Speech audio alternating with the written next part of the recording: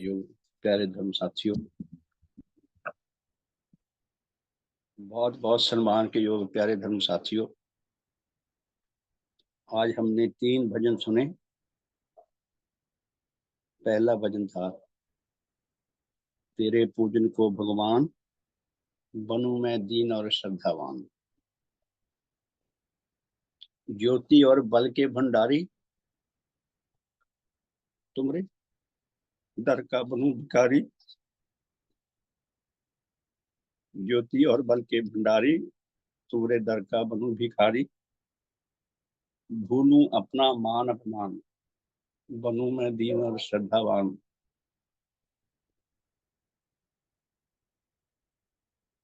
इतना सुंदर, इतना कल्याणकारी, इतना हमारे आंतरिक चक्षुओं को खोलने वाला, हमें झकझोरने वाला भजन है कि सारे विश्व में एकमात्र सत्य पूजनीय भवन है, जिस अस्तित्व की सचमुच में सदा सदा पूजा होनी चाहिए। वो धर्म जगत के आध्यात्मिक सूर्य परम पूजनीय भगवान देवात्मा है। यह सत्य मनुष्य आत्मा को ही समझ आ सकता है, और वो भी मुश्किल से 2%। जैसा भगवान ने कहा है कि मुश्किल से 2% लोग अधिकारी आत्मा है जो धर्म का ज्ञान लाभ कर सकते हैं। धर्म का ज्ञान, धर्म का बोध, धर्म का जीवन सबके लिए अनिवार्य है। विशेषकर मनुष्य आत्माओं के लिए नेचर का यह फतवा है कि जो भी जीव है, या तो वो वास्तव में सचमुच में धर्मवान बन के जीवन व्यतीत करे, नहीं तो फिर वो अपनी आत्मिक मौत के लिए तैयार रहे। कितना भयानक दंड! सबसे भयानक दंड समझा जाता है फांसी, जो शरीर को मिलती है। आत्मा की भी फांसी होती है। ये फांसी और कोई नहीं डालता, अपराधी खुद ही अपने गले में डाल लेता है। सूक्ष्म फांसी, अपराधी को पता भी नहीं चलता मैंने अपने गले में फांसी डाल रखी है। या फिर भगवान देवात्मा का सच्चा पुजारी बने मन वचन कर्म से, अर्थात भगवान देवात्मा के अद्वितीय व्यक्तित्व को अधिक से अधिक मात्रा में आत्मसात करके उनके अनुसार जीवन जिए। यह भगवान की सच्ची पूजा है, जो हमें बहुत बड़ा संदेश देती है। दूसरा हमने भजन सुना, गुरु जी मोहे दो जीवन का दान। जीवन तो हमारे पास है, हम कौन से जीवन का दान मांग रहे हैं? हम जीते जागते हैं, श्वास लेते हैं, भागते दौड़ते हैं, खाते पीते हैं, खुश होते हैं, नाराज होते हैं, सारी उम्र हम भागे फिरते हैं। जीवन हमारे पास है तभी तो हम दौड़े फिरते हैं। ऐसा कौन सा जीवन है जो हमारे पास नहीं है? हम कौन से जीवन की मांग कर रहे हैं भगवान से? कौन से जीवन के लिए प्रार्थना कर रहे हैं? ये हमारे पास यक्ष प्रश्न है। महाभारत में यक्ष बहुत मशहूर है ना, जिसने पांडवों की परीक्षा ली थी। यक्ष प्रश्न है सारी मानवता के सामने कि ऐसा कौन सा जीवन है जिसकी हमें आवश्यकता है, हमारे पास नहीं है। यदि हमें समझ नहीं आएगा, हमारी भिक्षा मांगना, प्रार्थना करना भी एक नाटक बन के ही रह जाता है। फिर तीसरा हमने भजन सुना, तुम्हारे दर से हे सतगुरु धर्म का दान मिल जावे। और उसके बाद इतनी शानदार, इतनी भव्य देव स्तोत्र का हमने गान सुना। देव स्तोत्र देवात्मा के अतिरिक्त और कोई नहीं लिख सकता था। हमें तो पता ही नहीं था कि देवात्मा भी कोई व्यक्ति हुए हैं, और देवात्मा का आंतरिक रूप कैसा है, वो ऐसी क्या विशेषताएं लेकर आए हैं जिससे सारी मानवता वंचित है। ऐसी विशेषताएं, ऐसे देवात्मा जो हम सबके लिए हमारे लिए परमावश्यक हैं। अगर भगवान है तो हम हैं, भगवान नहीं है तो हम जीवित नहीं रह सकते। दुनिया में हर रोज लाखों करोड़ों लोग पैदा होते हैं, लाखों मरते रहते हैं, पता भी नहीं चलता किसी को कि कौन आया था कौन चला गया। लेकिन भगवान देवात्मा उनमें से नहीं है। नेचर ने लाखों करोड़ों अरबों खरबों वर्ष संग्राम किया है जीवात्मा को जन्म देने के लिए। काश यह काट सत्य हमें समझ आ सके। तो प्यारे साथियों, इन चारों में, तीनों भजन और देव स्तोत्र, इन चारों में कुछ विशेष संबंध है। काश हम उस सूत्र को पकड़ सके, समझ सकें। पहले एक छोटी सी प्रार्थना कर ले। प्रार्थनाशील होना बहुत आवश्यक है। जो व्यक्ति जीवंत रूप में प्रार्थनाशील नहीं, वो दाता के दिल में घुसकर उससे वो दान नहीं ला सकता। प्रार्थनाशील वो होना चाहिए कि दाता जो है उसके आगे अपने आप को विवश महसूस करे। दाता ये समझे कि मैं आपको दान नहीं दूंगा तो मैं मर जाऊंगा। भगवान हमारे दाता हैं, धर्मदाता हैं। तो उनके श्री चरणों में पहले हम एक छोटी सी प्रार्थना करते हैं। हमें प्रार्थनाशील होना बहुत आवश्यक है। और प्रार्थनाशील भी वास्तव में, सचमुच में, औपचारिकता नहीं, कोई रीति रस्म नहीं पूरी करनी, दिल से चाहना है। मंगल करता सतगुरु, विनय करूं हो दीन, क्षण क्षण जीवन जाए जो हो तुम्हारे अधीन। मंगल करता सतगुरु, विनय करूं हो दीन, क्षण क्षण जीवन जाए जो हो तुम्हारे अधीन।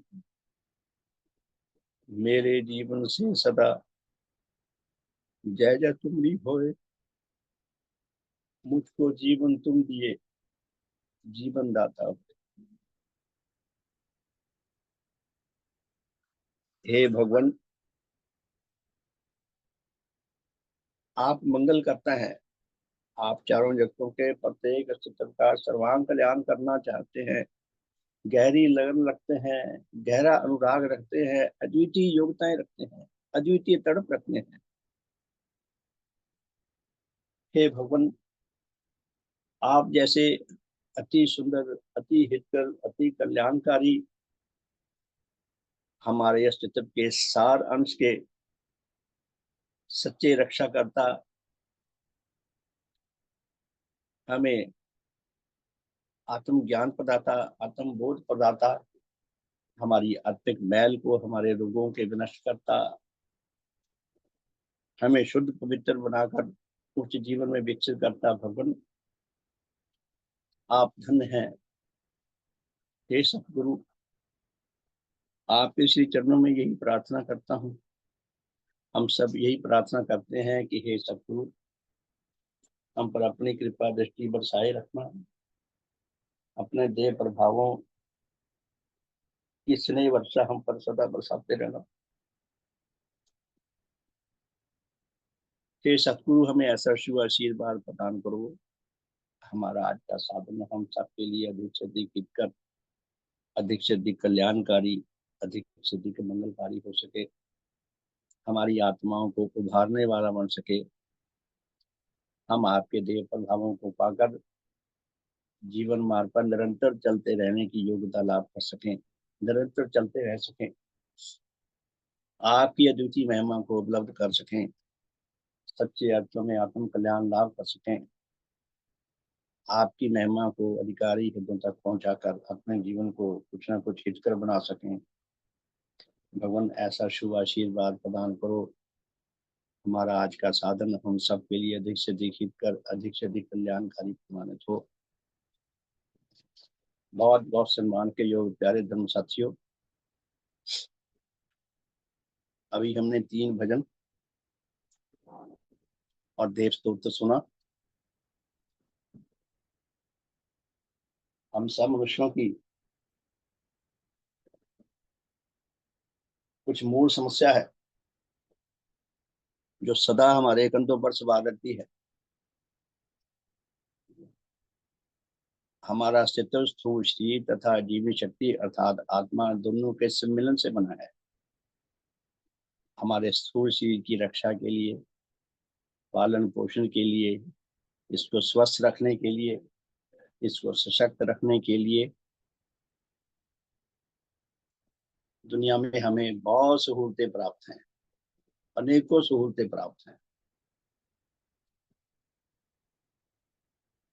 पौष्टिक आहार मिल जाता है, साफ सुथरा पानी मिल जाता है, साफ सुथरी ऑक्सीजन मिल जाती है। धरती माता की गोद में हम सारी उम्र विचरते हैं। हमारे स्थायी संबंधी हैं ये। वनस्पति जगत हमारा स्थायी संबंधी है, वायु हमारी स्थायी संबंधी है, जल हमारा स्थायी संबंधी है, सूर्य हमारा स्थायी संबंधी है, भौतिक जगत हमारा स्थायी संबंधी है जिससे हमें इतना दान मिलता है। वनस्पति जगत हमारा स्थायी संबंधी है जिसके कारण हमारा पालन पोषण होता रहता है, हमें शरीर का आहार मिलता रहता है। पशु जगत मनोचेतक है, इनसे हमें जीवन में कितने ही पक्षों में कितनी सहायता मिलती है। संबंधों में हमारा जन्म होता है, संबंधों के आश्रय ही हम जीवित रहते हैं, रक्षा पाते हैं, विकास पाते हैं, अपने व्यक्तित्व का विकास कर पाते हैं। शरीर को लेकर हमारी दुनिया में आवश्यकताएं बहुत अच्छे ढंग से पूरी हो रही है, लेकिन प्यारे साथियों, मुख्य रूप से हम सब आत्मा हैं। यह है अद्वितीय, यह है अकाट्य सत्य परम पूज्य भगवान देवात्मा ने बताया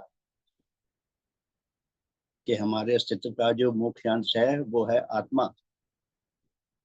आत्मा की भी अपनी कुछ आवश्यकताएं हैं। हमारी आत्मा को भी कुछ आहार चाहिए जीवित रहने के लिए,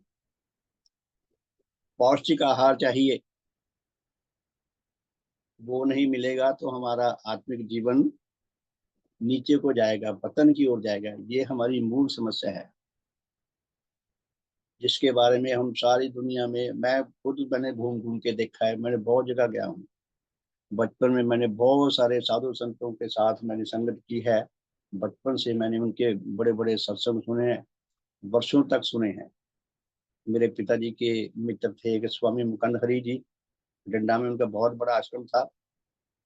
उनके हम सारा साल जाया करते थे, वीकली सत्संग होते थे और कई बार और भी साधु संतों को बुलाकर उनके सत्संग होते थे। बहुत सुने हैं, लेकिन बचपन से जो मेरे मन में प्रश्न उठता था, उनसे उनको सुनकर मेरी तसल्ली नहीं होती थी।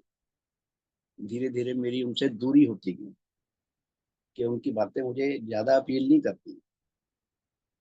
और जब मैं मुश्किल से 12-13 साल का शायद रहा होगा, रात को मैं सोते सोते डरता था, मैं सोया नहीं करता था कि सोए सोए मेरे प्राण ना निकल जाए। इतनी हमारे जीवन की इतनी बड़ी समस्या, उसके एकमात्र सच्चे समाधान करता परम पूज्य भगवान देवात्मा है। बहुत वर्षों बाद जाकर ये बात समझ आई थोड़ी थोड़ी, और वो भी बौद्धिक लेवल पे, कि भगवान देवात्मा हमें आत्मा का ज्ञान देते हैं कि हमारा आत्म स्वरूप कैसा है।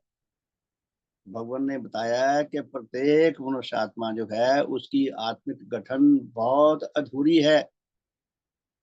हमारी आत्मा में बहुत सारे अंग नहीं है, और जो अंग हैं वो भी बिगड़ी दशा में। श्रद्धा, कृतज्ञता, ये भी अंग है आत्मा के। कि अगर मेरे अंदर कृतज्ञता का भाव है, या तो आवश्यकता से बहुत कम है या आवश्यकता से बहुत ज्यादा है, अर्थात मैं किसी का या तो बहुत ज्यादा कृतज्ञ हूँ जिसे चापलूसी के लेवल तक हम मान सकते हैं, या बहुत थोड़ा हूँ। ये दोनों तरफ से बिगड़ा हुआ अंग है। इस तरह हमारे आत्मिक अंग बहुत बिगड़े हुए हैं। पुण्य भगवान ने बड़ी कृपा करके बताया कि ऐसी अवस्था, और फिर गहरे आत्मंधकार में ग्रस्त है सारी मानवता, सुख अनुरागी है। हम पशुओं से आए हैं, पशु वृत्तियां साथ लेकर आए हैं। उन्नतशील बुद्धि साथ लेकर आए हैं, गठन प्राप्त कंप्लीट स्थूल शरीर साथ लेकर आए हैं, कुछ कुछ सात्विक भाव भी लेकर आए हैं। ये सारा घालमेल जो है, अब हमारे अंदर देव शक्तियां तो है नहीं, सत्य का सुख का अनुराग तो हमारे अंदर है नहीं, इसीलिए हमारे अंदर जो आया है उसने हमें पशुवृत्तियों के कारण निसुखों की ओर लगा दिया। निसुख रागी हैं सब मनुष्य आत्मा। धीरे धीरे बात स्पष्ट होती है। ऐसे सुख मनुष्य उठाता है सारी आयु, जो उसे आत्मा की मृत्यु की ओर लेकर जाते हैं। अहंकारी हैं, दुनिया परस्त हैं। परस्त उर्दू का शब्द है, परस्त का मतलब होता है पुजारी, के दुनिया के पुजारी हैं। जाने के जहां से हमारे वासनिक सुखों की तृप्ति होती है, हमें वासनिक सुख मिलते हैं, हम वहां पे दौड़ दौड़ कर जाते हैं, उनकी चापलूसी भी करते हैं। कहते हैं ना कि जब मतलब होता है गधे को भी बाप कहते हैं, जहां तक भी जाते हैं। ऐसी भयानक अवस्था जो है हमें आत्मिक मृत्यु की ओर धकेलती है। हमारी मूल समस्या क्या है कि हमें आत्मा का ज्ञान मिले, आत्मा का बोध मिले, जो भी हमारे अंदर आत्मिक विकार हैं, त्रुटियां हैं, रोग हैं, वो सारे विनष्ट हों, हम शुद्ध पवित्र आत्मा बन सकें, हम उच्च जीवनधारी बन सकें। उच्च जीवनधारी बनेंगे, विशुद्ध परोपकारी बनेंगे, तब हमारे आत्मिक जीवन की रक्षा और विकास की संभावना है। अन्यथा आत्मिक मृत्यु से हमें कोई नहीं बचा सकता। पुण्यवान ने कितनी कृपा की, कितनी कृपा की है। भगवान भगवान ने ये धर्म खोजने में कितना सूली पे चढ़े होंगे। आप देखें, कभी वो पहले वो धुन के वाले आया करते थे, जो रुई पिंजा करते थे। वो रुई के ऊपर वो जैसे धनुष होता है ऐसा लगा के उसमें तार लगाते थे। मैंने देखा बचपन में, बच्चों के नसों से तारें बनी होती थी, और एक से हाथ से वो उसको पीटते थे तार को। वो तार के अंदर वाइब्रेशन होती थी बहुत तेजी से, तो तार दिखनी बंद हो जाती थी, इतनी वाइब्रेट होती थी। और वो रुई को इतना पीटती थी बुरी तरह से, तब वो रुई में से मिट्टी निकलती थी, रुई साफ सुथरी होती थी। तो ऐसा दिखता है भगवान देव आत्मा ने अपने आप को रुई की तरह पिंजा होगा, तब कहीं जाके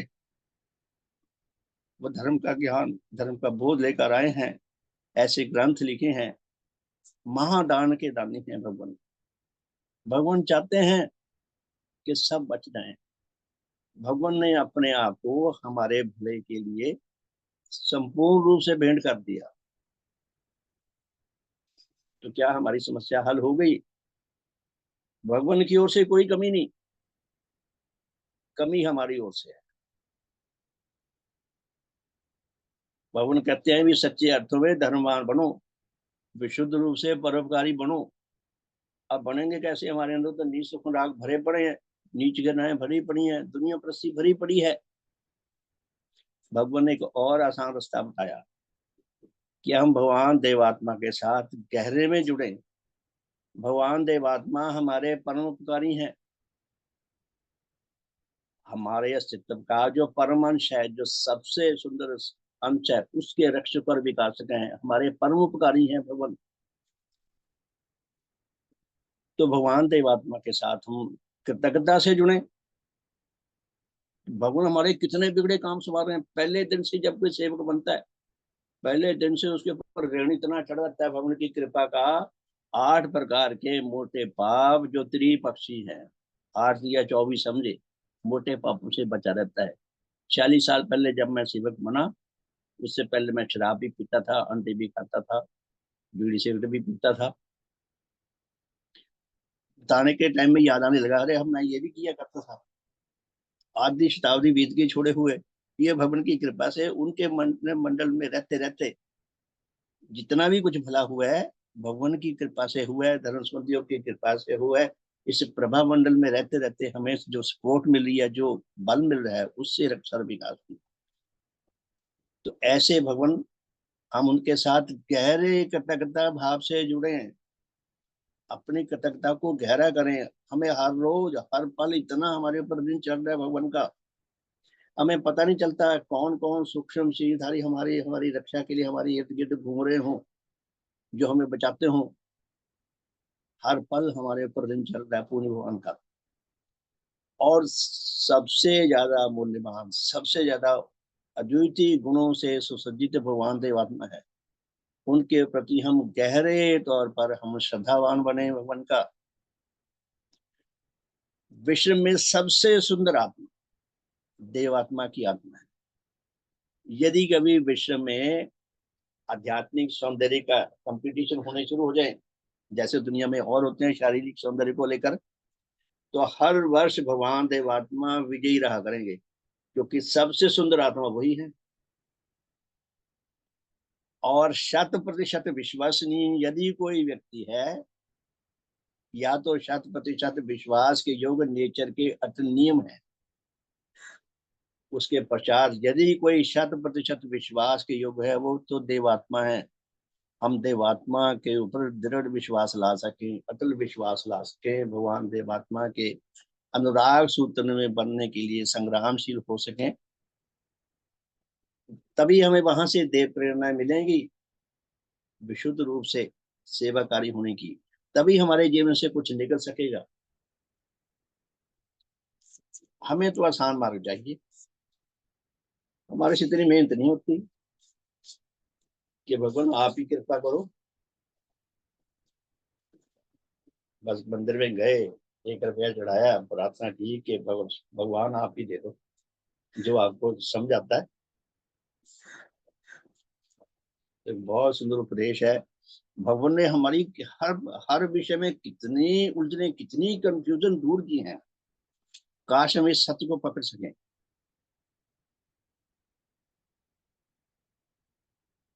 बहुत सुंदर एक लेख है, आपकी सेवा में रखता हूँ। धर्म बख्शवानी की चीज नहीं है। ऐसा नहीं है हम अपना बर्तन आगे करने लो जी भिक्षा डाल दो, धर्म डाल दो इसमें। नेचर के अटल नियम हैं। हर काम के लिए नेचर में एक असल, एक सच्ची विधि धीरे धीरे विकसित हो जाती है। हर कार्य, अच्छा कार्य हो बुरा कार्य हो, अटल नियमों के अनुसार ही होता है। बुरा कार्य भी अटल नियमों के अनुसार होता है। तो हमें अच्छा कार्य करना है, हमें धर्मवान बनना है, इसके बिना हमारी खैर नहीं। तो धर्मवान बनने के लिए हम आगे उनके आगे बर्तन करते हो, हमारा धर्म डाल दो।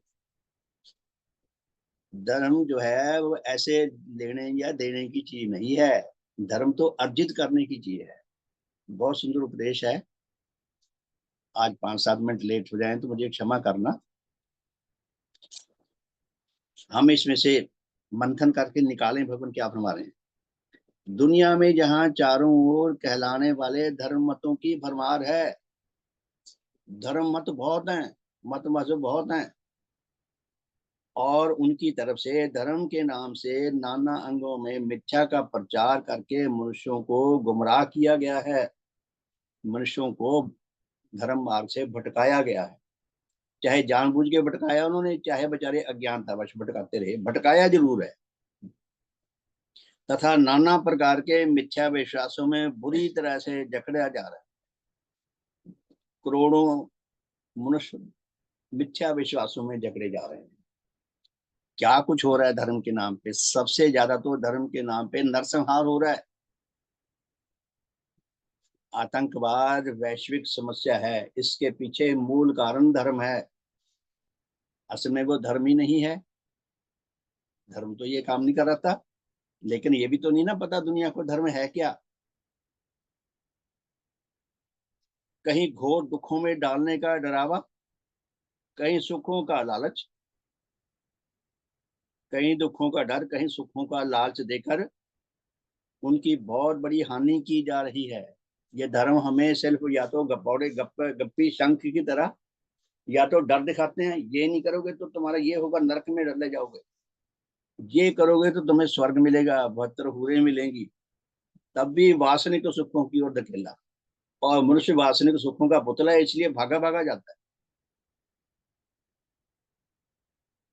कहीं घोर दुखों में डालने का डर, और कहीं सुखों का लालच देकर सारी मानवता को भटकाया जा रहा है।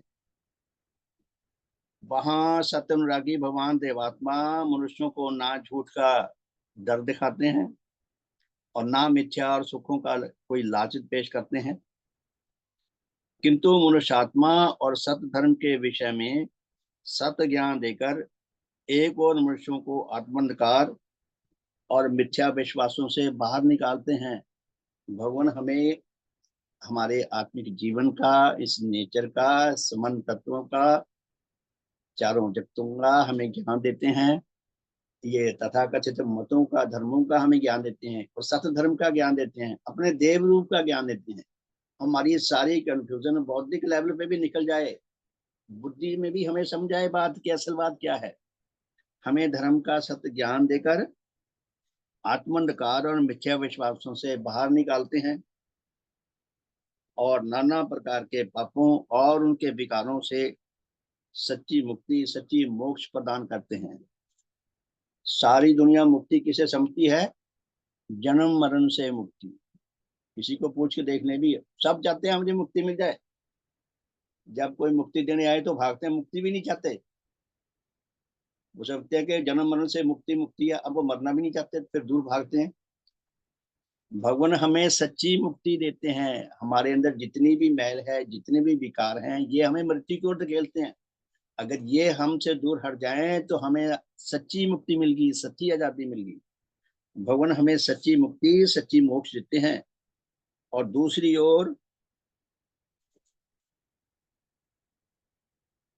ओर उनके उनमें उनकी योग्यता के अनुसार, जो मनुष्य जितना योग्य है उसकी योग्यता के अनुसार उसे उच्च व सात्विक, उसमें उच्च व सात्विक भाव उत्पन्न करके उसके लिए सर्वहितों का द्वार खोलते हैं। ये बातें धीरे धीरे समझ आती हैं। तो सचमुच में एक एक शब्द जो है अकाट्य शब्द है जो उसमें लिखा गया है। सर्वहितों का द्वार खोलते हैं अर्थात लाग लपेट का मतलब पक्षपात या किसी प्रकार का लालच देने की कोई बात नहीं करते। भगवान कोई लालच नहीं हमें देते। भगवान ने कहा है कि नेचर में अटल नियमों का राज्य है। आप जिस प्रकार का परिणाम चाहते हैं उस प्रकार के नियम को अपने ऊपर काम करने दें तो वैसा आपको परिणाम मिल जाएगा। अब चॉइस हमारी है, हमने मरने की ओर जाना है या जीने की ओर जाना है। लागल पेड़ व लालच देने की कोई बात नहीं करते, किंतु खरी खरी सच्ची बात सुनाकर आत्मिक जगत की वास्तविकता को खोलने का काम करते हैं। धर्म जगत की जो सच्चाई है वो हमारे सामने भगवान स्पष्ट करते हैं।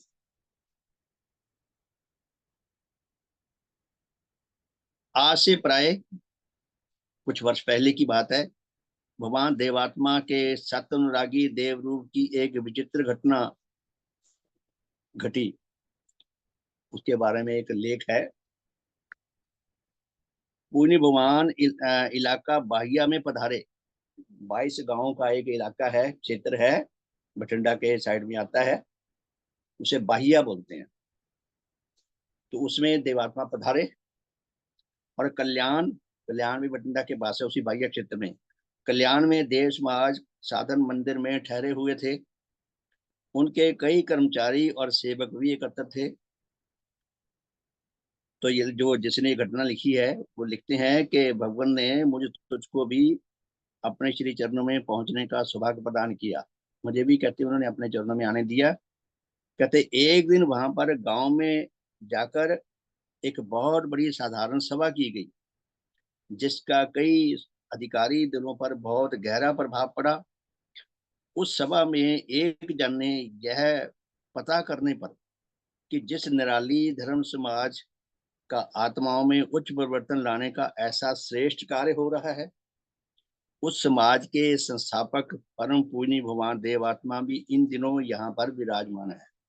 किसी जन को, गांव वाले को पता चला कि ये जो इतना अच्छा काम करती है समाज, उनके जो संस्थापक हैं, जो गुरु हैं, वो भी यहाँ आए हुए हैं। मंदिर में पहुंचकर वह उनके दर्शन करना चाहता था। मंदिर में पहुंच गया और आज्ञा मिलने पर उस जन ने भगवान देवात्मा को प्रणाम किया। अब पहले उस जन के हृदय की थाल है, हम दर्शन करने आया अपनी इच्छा से।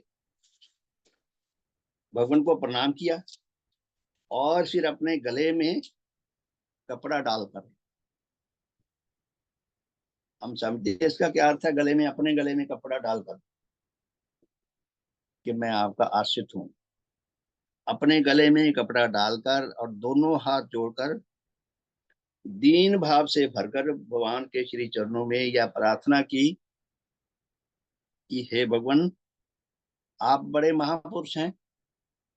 संबोधित किया कि आप तो महापुरुष हैं जी, और बड़े बड़े पापी मनुष्यों का पापों से उद्धार कर रहे हैं।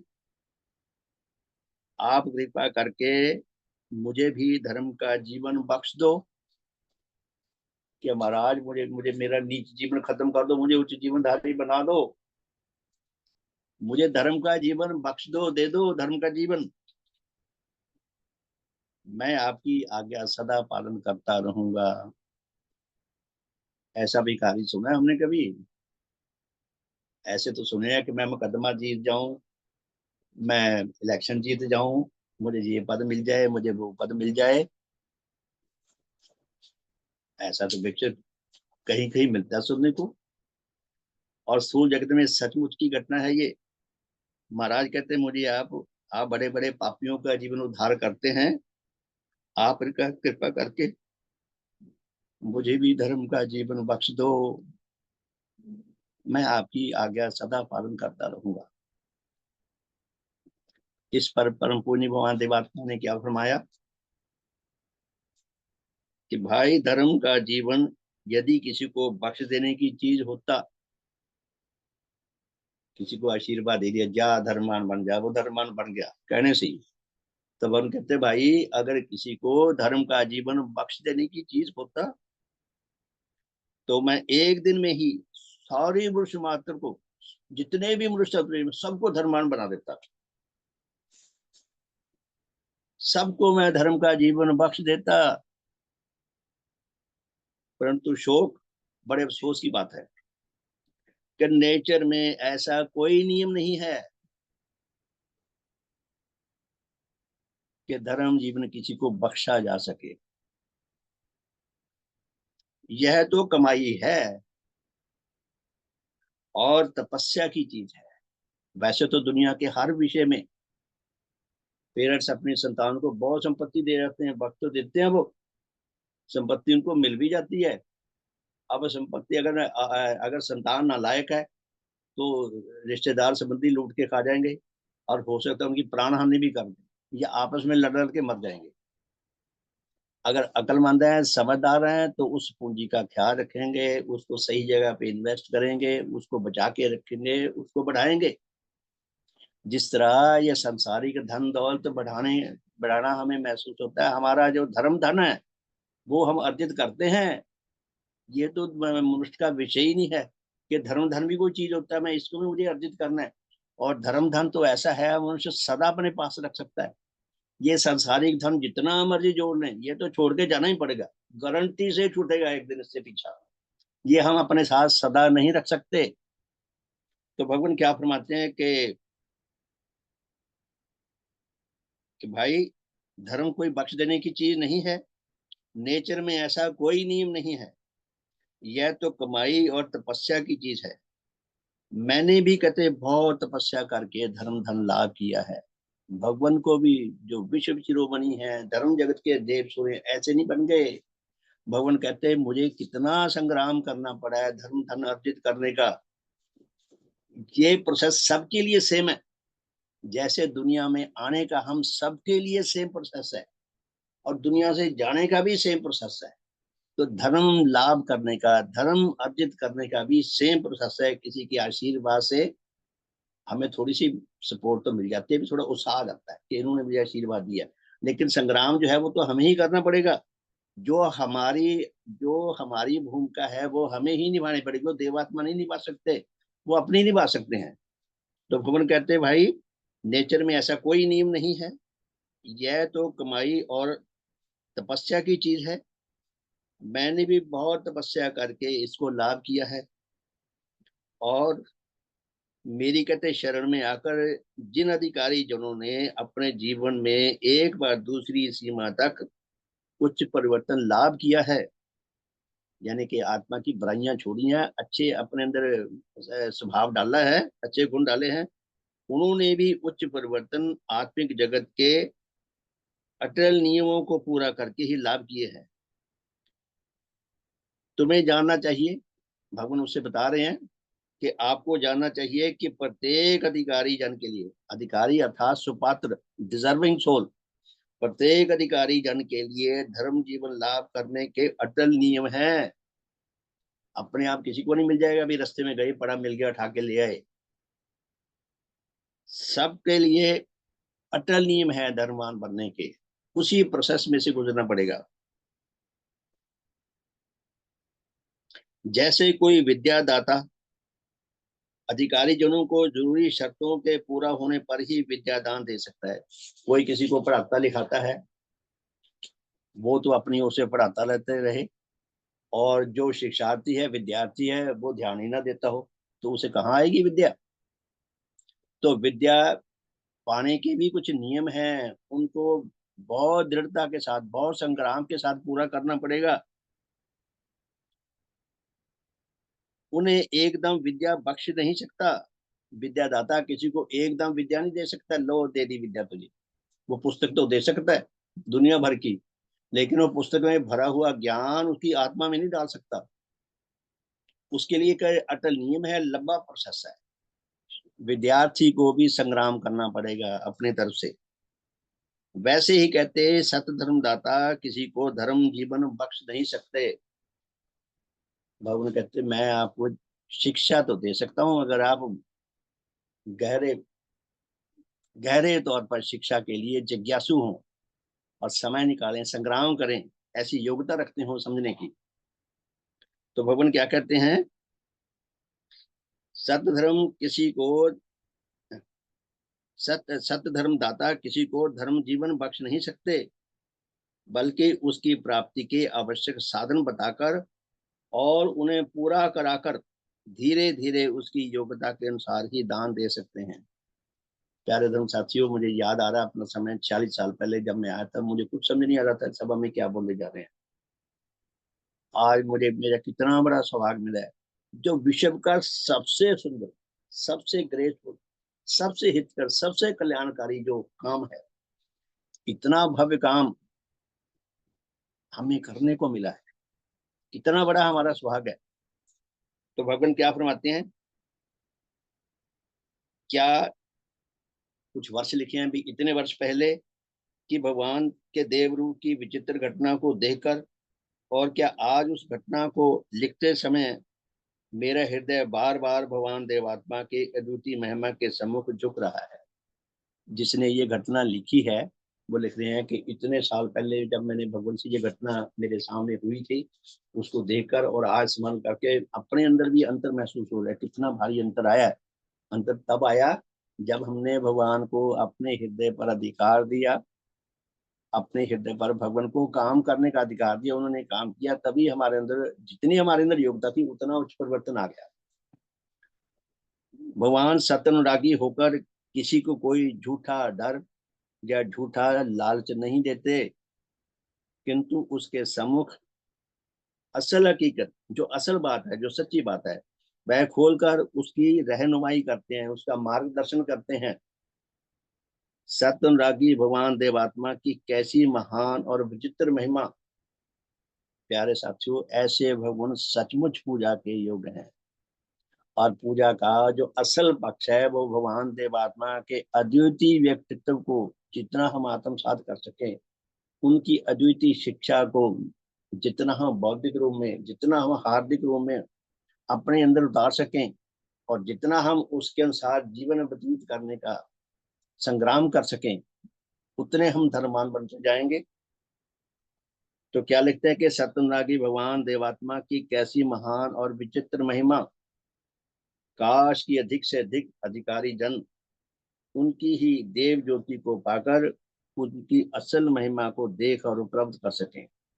ऐसी कामना है कि सारा मनुष्य जगत भगवान देवात्मा की देव ज्योति लाभ करके उनकी महिमा को प्राप्त कर सकें। भगवान की देव ज्योति में ही भगवान हमें समझा सकते हैं थोड़े बहुत। ये अपने आप में एक जटिल प्रश्न है भी, ये क्या चक्कर है। कभी अवसर मिलेगा तो फिर इस पे बात करेंगे। तो क्या कहा है कि काश की अधिक से अधिक अधिकारी जन भगवान की ज्योति को पाकर उनकी असल महिमा को, उनकी जो सच्ची महिमा है, भगवान सचमुच में ऐसा कर रहे हैं, उनकी सच्ची महिमा को देख सकें, उपलब्ध कर सकें, और उनकी शरण में आकर और उनके साथ जीवन संबंध स्थापन करके, जिंदा संबंध स्थापन करके। जिंदा संबंध क्या होता है? एक होता है खाली रस्में रीति रिवाज पूरे करना, औपचारिकता करना, औपचारिकता नहीं।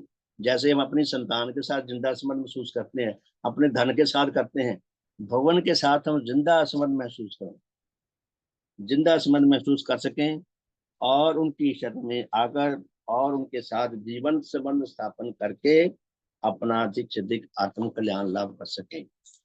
बहुत बहुत सम्मान के योग प्यारे धर्म साथियों, इस लेख से हमें क्या समझ आता है कि नेचर में फ्री में कुछ नहीं मिलता, आसानी में कुछ नहीं मिलता। हर काम को पाने के लिए एक लंबे प्रोसेस में से गुजरना पड़ता है, संग्राम करना पड़ता है, संघर्ष करना पड़ता है, तब जाके वो चीज धीरे धीरे धीरे धीरे हमें कुछ हमारी बनती है। और भगवान का दान जो है हमारे पास स्थायी रूप में रह सके, क्योंकि यही हमारे लिए सदा सदा काम आएगा। बाकी सब छूट जाएंगे, इसको हम अपने पास रख सकते हैं।